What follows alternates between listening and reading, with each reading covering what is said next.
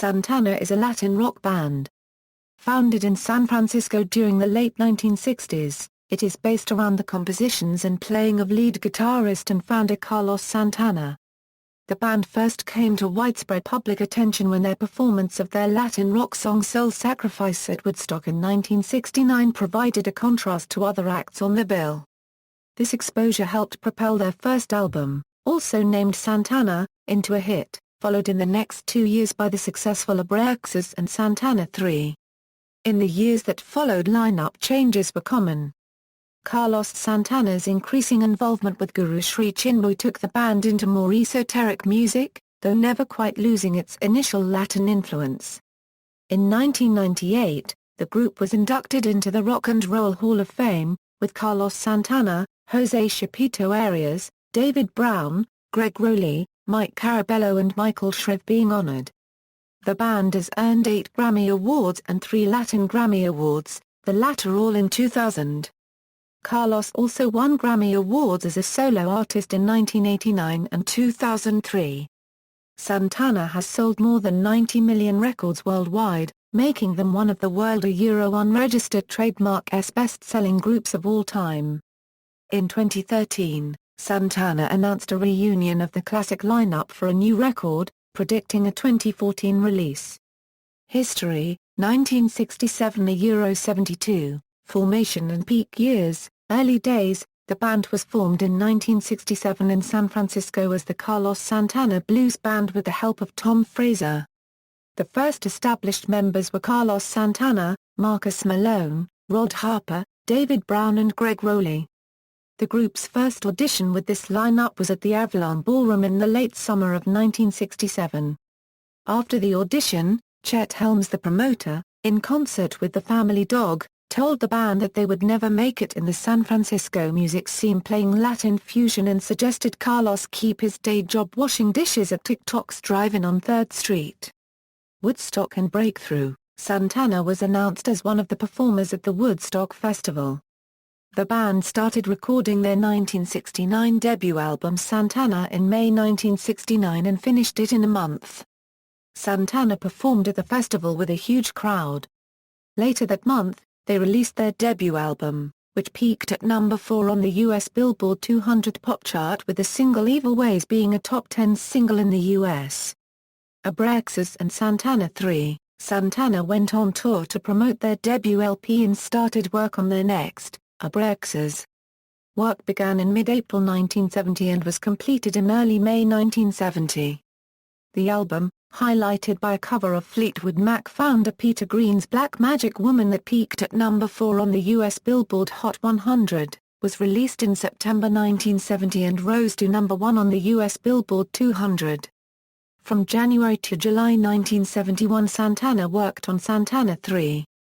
Released in September 1971, the album also reached number 1 on the US Billboard 200. At the peak of the band's popularity, the album was the last to feature its classic Woodstock-era lineup. Caravanserai, before recording their fourth album Caravanserai, there had been multiple lineup changes. Bassist David Brown left in 1971 before recording started and was replaced by Doug Rauch and Tom Ridley. Percussionist Michael Carabello left Santana and was replaced by Armando Pieraza.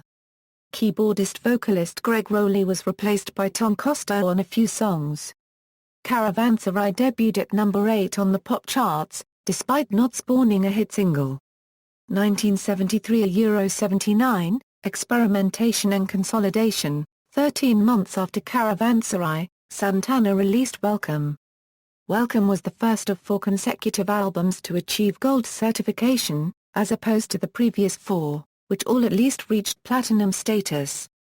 The album was certainly a wake-up call for the band, as it peaked at number 25 on the Billboard 200, the lowest of the band's career so far. The next few albums contained a more experimental style than their previous work, beginning with Borboleta, which fared arguably worse than its predecessor, despite climbing 5 spots on the US charts. The group's 1975 release, Amigos, was far more successful, reaching number 10 on the US charts, and also hitting the top 10 in France, Australia, New Zealand, Austria and the Netherlands, It was a form of return to the success of their early albums. Festival, somewhat contradicted that newfound success, but was a short blip before another successful album, Moonflower, released in 1977.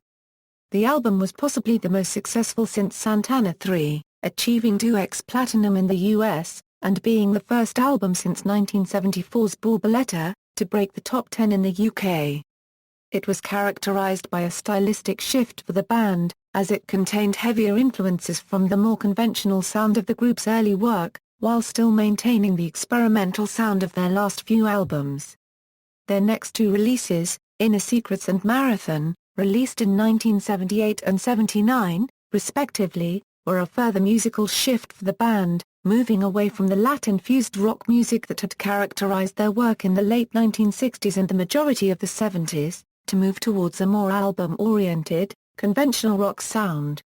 These albums, however, fared poorly commercially, although both achieved gold status in the US.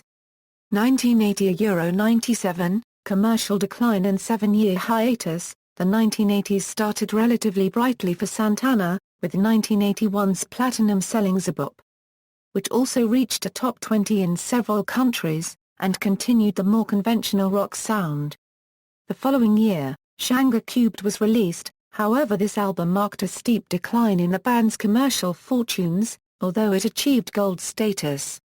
The group waited another 3 years to release the follow-up, the longest break for them so far. 1985's Beyond Appearances was a commercial failure, and their first album not to achieve gold certification. Their following 3 releases all continued this commercial decline, with the last of these failing to break the Billboard Top 100. In the midst of this commercial pitfall, the band stopped recording material for an unprecedented 7 years but continued to tour. 1998–2001, Best-Selling Album, Grammy Awards, and Rock and Roll Hall of Fame. In 1998, with the group still being on hiatus, they were inducted into the Rock and Roll Hall of Fame. This proved only to be the start of better things to come for Carlos Santana and his band. Their 1999 release, Supernatural, debuted at number 19 on the Billboard 200, but the album's appeal began to snowball, and within 18 weeks it topped the US charts. The lead single released from the album, Smooth, hit the number 1 spot on the Hot 100, and sparked an unstoppable commercial frenzy, and by October 30 the album peaked at number 1, and stayed there for 12 non-consecutive weeks. Not only was the album a hit in the US, it slowly began to spread worldwide, topping charts internationally. The second single released from the album, Maria Maria, also hit the number 1 spot on the Hot 100. Eventually the album reached 15x platinum in the US, and sold 30 million copies worldwide.